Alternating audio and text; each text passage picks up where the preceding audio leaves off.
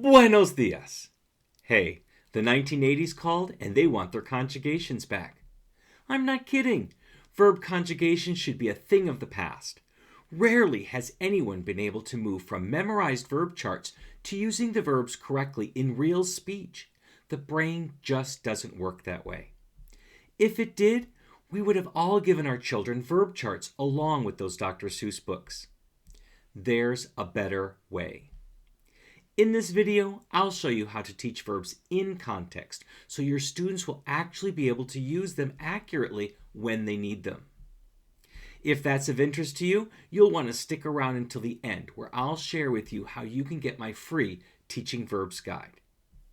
My name is Scott, and you're watching Immediate Immersion, where we're all about comprehension-based instruction in the modern language classroom. We'll be right back.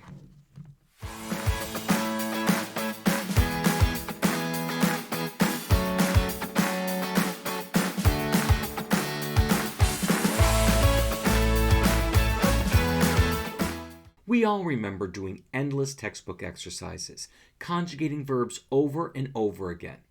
You may even have your students do them to this day. The problem is that memorizing conjugations of verbs just doesn't work. Yes, conjugations teach how the language works and which verbs are irregular and which are not. Conjugations also teach the fancy words for all of the tenses. But are these things really necessary to speak the language? If you go up to the average Joe Schmo and ask them what the subjunctive is or the pluscuamperfect, are they going to know? Are they going to be able to tell you what the irregular verbs are in their language? I would venture to say that most people don't know and furthermore don't care. Yet they are fluent speakers of their own language. I like to relate this to driving a car. In order to drive a car, it is not necessary to know what all the parts are or how they all work. It's a nice to know, but not a need to know. So if not verb charts and conjugations, what do we do? The best way to teach verbs is in context through conversations, dialogues, and interviews.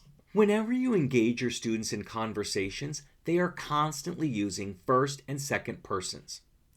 They are answering questions about themselves, asking questions to you, and talking about things in third person.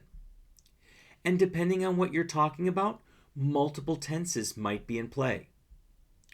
So you'll want to have conversations with your students often, at least once a week, and talk about what they want to talk about to keep them interested and engaged. The key to this is to strategically write the verbs on the board with their translation, not in conjugation order, but in the order you use them. So if I ask a question to one of my students asking if they have any pets, I would write on the board, "You have," in the target language, along with its translation. I'm not going to point out that this is in second person or that in Spanish it's a stem-changing verb, because no one cares. Then I'll immediately write "I have" in the target language along with the translation so that the student has what they need to answer the question. As I continue to ask questions, I will write the verb forms on the board and point to the ones already written. This process is slow, and don't expect your students to master the verbs in a week or two. We're going for the marathon. But at the end of the marathon, the verb forms will be so ingrained in the students' brains, they will have difficulty forgetting them. Another great way to teach verbs is through dialogues.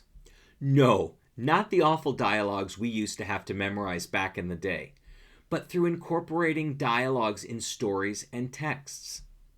Have characters interact and actually say something to each other. Again, because dialogues are conversations, students will be seeing examples of first and second person over and over again. And when we talk about the characters, we're using third person. And just like with the conversations, when we use a verb, write down the form that we used along with its translation and point to any verbs that are already on the board when you use them.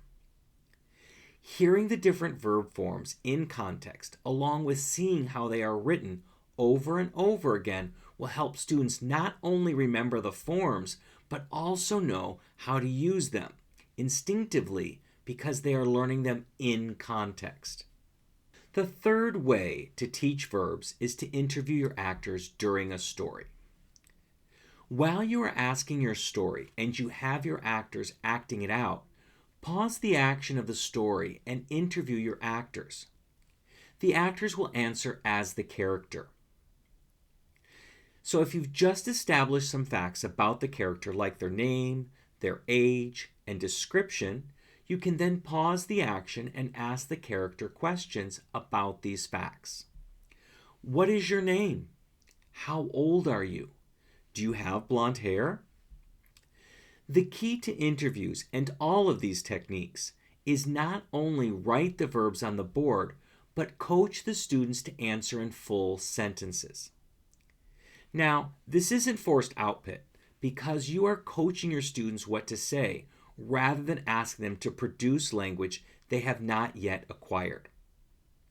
And the reason we do this is so that everyone can hear the correct form of the verb in context in complete sentences. And over time, hearing the correct verb in context in complete sentences will make these verbs second nature.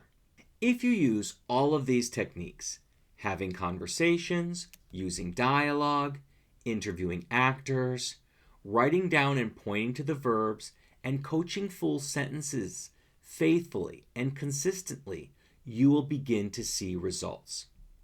They will be slow at first, but over time, you'll see your students using the verbs more accurately than ever before, and most certainly more accurately than they ever had with verb charts and conjugations.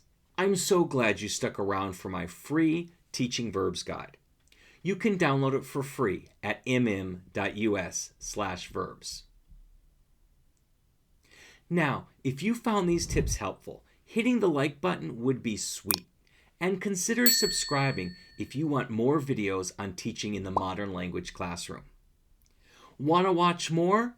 Here's another great video on teaching in the modern language classroom. Happy comprehensible input!